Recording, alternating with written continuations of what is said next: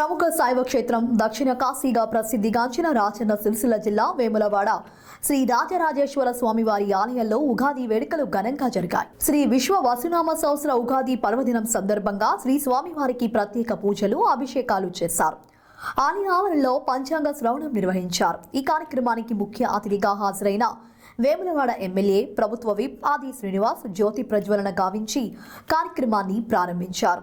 ఇందులో భాగంగా అర్చకులను, వేద పండితులను ఘనంగా సన్మానించారు. అనంతరం ఆలయ ప్రధాన పూజారి చంద్రగిరి శరత్ శర్మ పంచాంగ శ్రవణం వినిపించారు. అనంతరం వసంత నవరాత్రి ఉత్సవాలలో భాగంగా శ్రీ పార్వతీ రాజరాజేశ్వర స్వామి వారితో పాటు శ్రీ లక్ష్మీ అనంత పద్మనాభ స్వామి ఉత్సవమూర్తులను అందంగా అలంకరించి ప్రత్యేక పూజలు చేసిన గజవాహనంపై పట్టణ పురవీధుల్లో ఊరేగించారు.